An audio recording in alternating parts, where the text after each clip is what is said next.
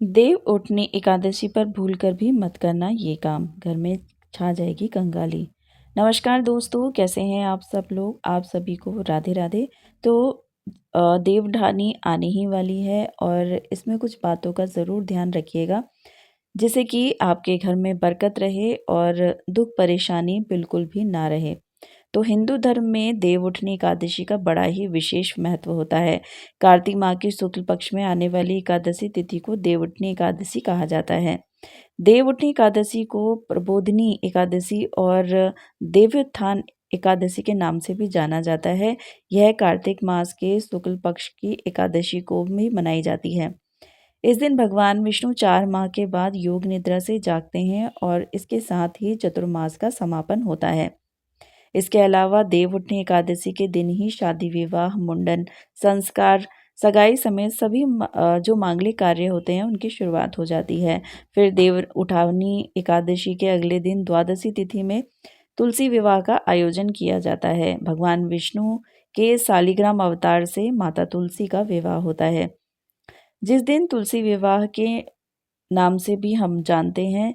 धार्मिक मान्यताओं के अनुसार तुलसी विवाह के आयोजन से घर में सुख समृद्धि और खुशहाली आती है।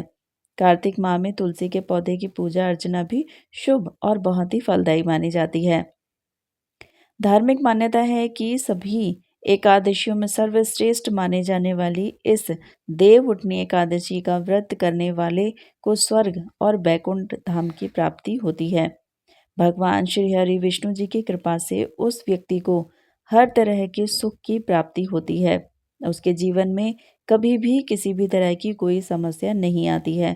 हालांकि आपको देवउठनी एकादशी के दिन कुछ बातों का ध्यान बेहद ही ज़रूरी रखना चाहिए। शास्त्रों में कुछ ऐसे नियमों का वर्णन किया गया है, जिन नियमों का पालन हर व्यक्ति को देवउठनी एकादशी के दिन ज़रूर करना चाहिए। अगर आप इन नियमों का पालन नहीं करते हैं तो भगवान श्री हरि विष्णु जी आपसे रुष्ट हो सकते हैं और आपको शुभ परिणाम की जगह गंभीर परिणाम देखने को भी मिल सकते हैं। आपका जीवन दुर्भाग्य में बदल सकता है। आपके बने बनाए काम भी बिगड़ सकते हैं, साथ ही आपको आर्थिक तंगी जैसी समस्या का भी सामना करना पड़ सकता है। इस वीडियो के माध्यम से मैं आप सभी को बताऊंगी कि इस बार साल 2024 में देवउठनी एकादशी कब है, देवउठनी एकादशी की पूजा विधि क्या है और इस दिन का क्या महत्व है। इसके अलावा देवउठनी एकादशी पर कौन से कार्य बिल्कुल भी नहीं करने चाहिए। इस वीडियो में आप जानेंगे कि देवउठनी एकादशी के बारे में संपूर्ण जानकारी, और इस वीडियो को देखने के बाद आपको कोई और भी वीडियो देखने की ज़रूरत नहीं पड़ेगी। लेकिन आप अगर ये वीडियो देख रहे हैं तो प्लीज़ वीडियो को लाइक और चैनल को सब्सक्राइब ज़रूर कीजिएगा और कमेंट बॉक्स में जय हरि विष्णु ज़रूर लिखिएगा, जिससे कि श्री हरि विष्णु का आशीर्वाद आप सभी पर सदैव बना रहे।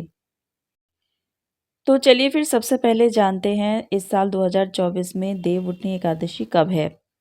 वैदिक पंचांग के अनुसार इस साल 2024 में कार्तिक मास की शुक्ल पक्ष की एकादशी तिथि की शुरुआत 11 नवंबर 2024 की शाम 6:46 पर होगी। वहीं इस तिथि का समापन 12 नवंबर 2024 को शाम 4:04 पर होगा। ऐसे में उदया तिथि के अनुसार देवउठनी एकादशी का व्रत मंगलवार यानी कि 12 नवंबर को रखा जाएगा।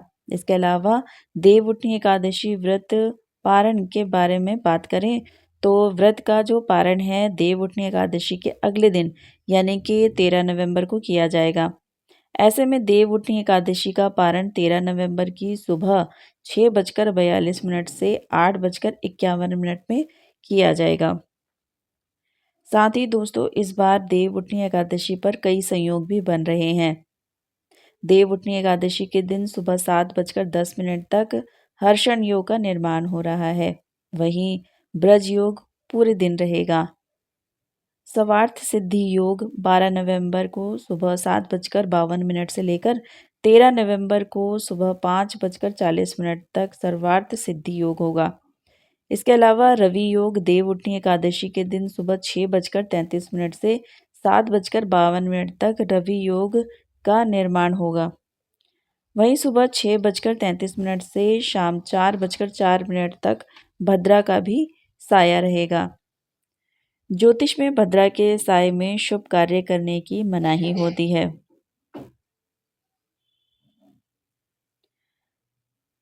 आइए अब जानते हैं देवउठनी एकादशी पूजा विधि के बारे में। देवउठनी एकादशी पर सुबह ब्रह्म मुहूर्त में उठकर स्नान ध्यान करें और भगवान विष्णु के व्रत का संकल्प लें। इसके बाद मंदिर की साफ सफाई करें और भगवान विष्णु धन की देवी माता लक्ष्मी का स्मरण करें। फिर भगवान को पंचामृत से स्नान कराएं, साथ ही हल्दी या गोपी चंदन का तिलक लगाएं। इसके बाद भगवान विष्णु को पीले फूलों की माला, मिठाई, फल और तुलसी के पत्ते चढ़ाएं। भगवान विष्णु के ओम नमो भगवते वासुदेवाय या कोई अन्य मंत्र जाप विष्णु सहस्त्र नाम का पाठ करें और आरती गाएं। पूरे दिन व्रत का पालन करने के बाद रात में भगवान का भजन कीर्तन करते हुए जागरण करें। उसके बाद सुबह पूजा पाठ के बाद व्रत पारण कर लें। तो दोस्तों, ये थी देवउठनी एकादशी की पूजा विधि। तो चलिए अब जान लेते हैं देवउठनी एकादशी के महत्व के बारे में। पौराणिक मान्यताओं के अनुसार जिस मनोरथ का फल त्रिलोक में ना मिल सके, वह देवउठनी एकादशी का व्रत करने से प्राप्त हो जाता है। देवोत्थान एकादशी से पूर्णिमा तक भगवान शालिग्राम एवं तुलसी माता का विवाहोत्सव का पर्व मनाया जाता है। देवउठनी एकादशी पर जगत के पालनहार भगवान श्री हरि विष्णु जी की विशेष पूजा करके उन्हें नींद से जगाया जाता है। खास बात यह है कि इस दिन चतुर्मास व्रत भी समाप्त हो जाते हैं। मान्यता है कि कार्तिक मास में श्री हरि जल में निवास करते हैं। ऐसे में इस दौरान गंगा स्नान, पूजा में प्रयोग और उसका सेवन करना अत्यंत ही शुभ माना गया है। देवउठनी एकादशी के साथ सभी शुभ कार्यों की शुरुआत हो जाती है। इस दिन शालिग्राम के साथ माता तुलसी का विवाह होता है और इस दिन तुलसी पूजा का विशेष महत्व होता है। इस दिन तुलसी और शालिग्राम की पूजा करने से पितृदोष का शमन होता है। देवउठनी एकादशी व्रत करने से व्यक्ति की कुंडली में चंद्रमा की स्थिति मजबूत हो जाती है। तो दोस्तों, ये था देवउठनी एकादशी का महत्व। आइए अब जान लेते हैं देवउठनी एकादशी पर कौन से कार्य बिल्कुल भी नहीं करने चाहिए। नंबर 1, तुलसी का पौधा। शास्त्रों में बताया गया है किसी भी एकादशी पर तुलसी के पत्ते नहीं तोड़ने चाहिए और ना ही तुलसी को किसी भी प्रकार का कोई नुकसान पहुंचाना चाहिए। लेकिन आपको देव उठनी 11 पर इस बात का विशेष ध्यान रखना चाहिए कि तुलसी के पौधे को किसी भी प्रकार का नुकसान ना पहुंचाए और ना ही तुलसी के पत्ते तोड़े। ऐसा इसीलिए क्योंकि इस दिन भगवान शालिग्राम का विवाह माता तुलसी से विधि विधान से किया जाता है। इस नियम का पालन न करने से भगवान क्रोधित होते हैं, जिससे साधक को शुभ परिणाम की जगह अशुभ परिणाम देखने को भी मिल सकते हैं। नंबर 2, झाड़ू न लगाएं।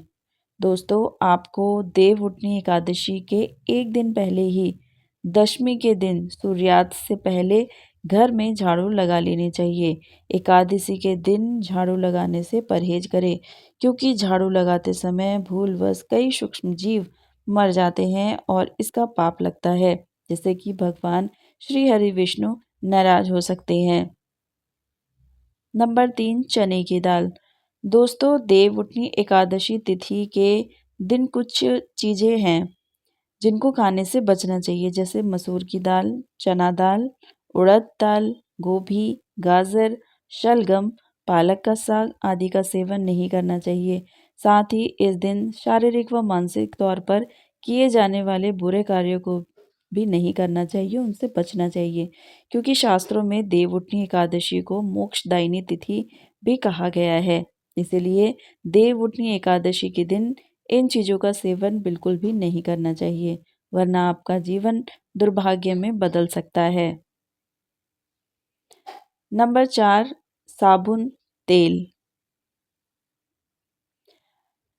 प्रिय भक्तों, देवउठनी एकादशी के दिन साबुन, तेल और शैम्पू का इस्तेमाल नहीं करना चाहिए। मान्यता है कि देवउठनी एकादशी के दिन इन चीज़ों का इस्तेमाल करने से घर में नकारात्मक ऊर्जा का वास होता है, जिससे घर में अशांति का माहौल बन सकता है। इसके अलावा भगवान श्री हरि विष्णु नाराज हो सकते हैं, जिससे साधक भगवान श्री हरि विष्णु जी की कृपा से वंचित रह सकता है। नंबर 5, ब्रह्मचर्य। प्रिय भक्तों, अगर आप देवउठनी एकादशी का व्रत कर रहे हैं तो आपको इस पवित्र दिन पर ब्रह्मचर्य का पालन करना ज़रूरी है। अगर आप व्रत भी नहीं रखते हैं, बस पूजा अर्चना करते हैं, तब भी शारीरिक और तन मन में शुद्धता बनाए रखनी चाहिए। साथ ही इस दिन किसी से भी लड़ाई झगड़ा वाद विवाद नहीं करना चाहिए, नहीं तो आपको शुभ परिणाम की जगह अशुभ परिणाम देखने को मिल सकते हैं और आपसे भगवान श्री हरि विष्णु जी भी नाराज हो सकते हैं, जिससे आपका जीवन दुर्भाग्य में बदल सकता है। नंबर 6, काले वस्त्र। प्रिय भक्तों, ज्योतिष शास्त्र में काले रंग को अशुभ माना जाता है। देवउठनी एकादशी के दिन भूलकर भी काले वस्त्र नहीं पहनने चाहिए। यदि संभव हो तो भगवान विष्णु की पूजा पीले वस्त्र पहनकर ही करनी चाहिए। इसी प्रकार पूजा में पीले पुष्प, पीले फल, पीली मिठाई आदि का भोग भगवान विष्णु को लगाना चाहिए। इसके अलावा यह भी कहा जाता है कि भगवान श्री हरि विष्णु की पूजा में लगाया जाने वाला भोग तब तक अधूरा रहता है जब तक आप उसमें विष्णु प्रिय माने जाने वाली तुलसी दल साथ में नहीं चढ़ाते हैं। लेकिन ध्यान रहे, तुलसी दल एक दिन पूर्व ही तोड़ लेना चाहिए, नहीं तो आपको जीवन भर समस्याओं का सामना करना पड़ सकता है। नंबर 7 है जुआ। देवउठनी एकादशी व्रत के दिन भूलकर भी जुआ नहीं खेलना चाहिए। धार्मिक मान्यताओं के अनुसार ऐसा करने से व्यक्ति के वंश का नाश होता है और घर में अलक्ष्मी का वास होता है, क्योंकि देवउठनी एकादशी के दिन भगवान श्री हरि विष्णु योग निद्रा से उठते हैं और यह देखते हैं कि कौन व्यक्ति क्या कर रहा है। इसके अलावा देवउठनी एकादशी के दिन भूलकर भी चोरी नहीं करनी चाहिए। कहा जाता है कि इस दिन चोरी करने से 7 पीढ़ियों को उसका पाप लगता है, साथ ही वंश का नाश भी हो जाता है। नंबर 8, भोजन। देवउठनी एकादशी वाले दिन भर किसी अन्य व्यक्ति के द्वारा दिया गया भोजन का सेवन नहीं करना चाहिए। साथ ही एकादशी पर मन में किसी के प्रति विकार नहीं उत्पन्न करना चाहिए, अन्यथा भगवान श्री हरि विष्णु आपसे नाराज हो सकते हैं और आपको उनके क्रोध का सामना भी करना पड़ सकता है। इसलिए किसी से बैर भावना न रखें। नंबर 9, बिस्तर पर ना सोएं। देवउठनी एकादशी का व्रत रखने वाले व्यक्ति को बिस्तर पर नहीं सोना चाहिए। इसके अलावा देवउठनी एकादशी वाले दिन पर बाल और नाखून नहीं कटवाने चाहिए। ऐसा करना अशुभ माना जाता है, क्योंकि ऐसा करने से घर में नकारात्मक ऊर्जा का वास हो जाता है, जिससे घर में अशांति का माहौल बन जाता है। नंबर 10, निर्जला या पानी पीकर रखें व्रत। देवउत्थान एकादशी व्रत के दौरान निर्जला या सिर्फ पानी पीकर ही व्रत रखना चाहिए। अगर आप बीमार, उम्रदराज, गर्भवती महिलाएं इस व्रत के दौरान फलाहार भी कर सकती हैं। इस दिन भगवान विष्णु की उपासना की जानी चाहिए। अगर आप विधि विधान से और श्रद्धापूर्वक भगवान श्री हरि विष्णु जी की पूजा अर्चना करते हैं तो आपको शुभ परिणाम देखने को मिल सकते हैं। नंबर 11, तामसिक भोजन। दोस्तों, देवउठनी एकादशी तिथि के दिन तामसिक भोजन व चावल खाने से बचना चाहिए।